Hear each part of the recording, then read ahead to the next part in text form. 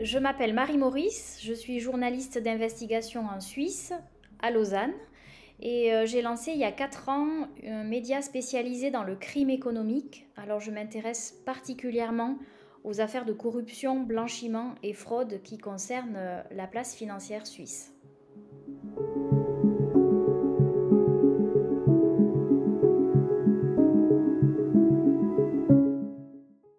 Plusieurs choses en Suisse. En tant que citoyenne, j'ai le droit d'aller manifester librement pour mes droits, comme je l'ai fait il y a quelques semaines pour l'égalité homme-femme. Personne ne m'empêche de le faire.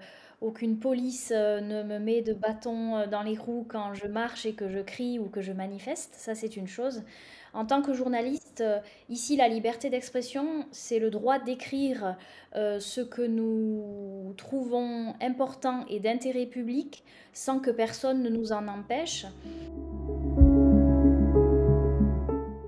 Avec mon média Gotham City, nous avons prouvé que nous travaillons sérieusement. Nous nous basons sur des jugements, des affaires en justice avec des documents publics qui prouvent que les personnes dont nous parlons sont vraiment sous enquête ou ont été condamnées pour des faits de fraude, de corruption ou de blanchiment. Donc sur cette base, nous écrivons un article qui est sourcé, détaillé, très factuel et les personnes qui nous suivent, nos centaines d'abonnés, peuvent lire et se renseigner sur ce dont nous parlons.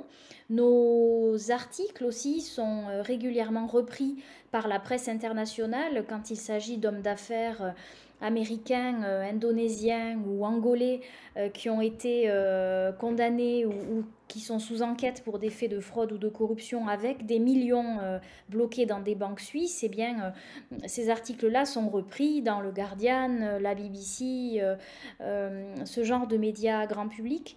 Donc c'est comme ça que nous arrivons, nous, à diffuser nos informations que nous estimons d'intérêt public.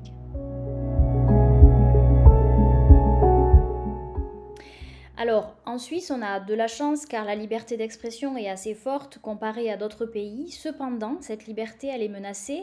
Actuellement, au Parlement, il y a une loi qui est en train d'être modifiée qui veut renforcer la possibilité pour les personnes de s'opposer à la publication d'un article. Ça veut dire que quelqu'un qui ne voudrait pas que son nom soit publié ou que son affaire soit publiée dans un journal peut saisir la justice et empêcher la publication de cet article.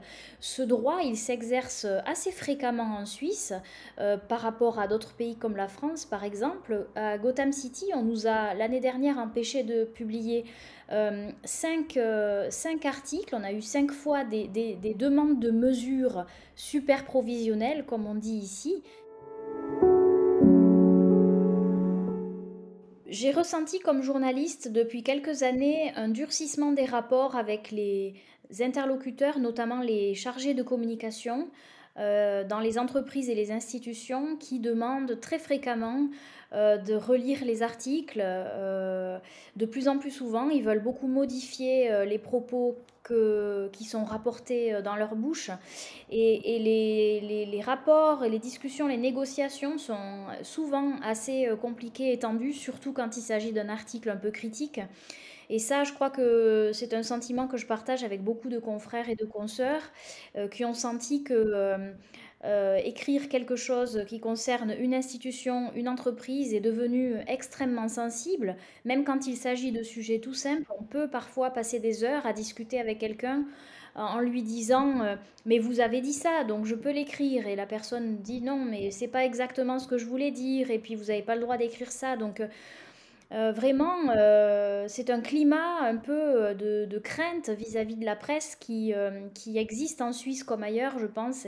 Et ça, c'est très dommageable parce que ça nous empêche d'écrire des articles aussi librement qu'on le souhaiterait.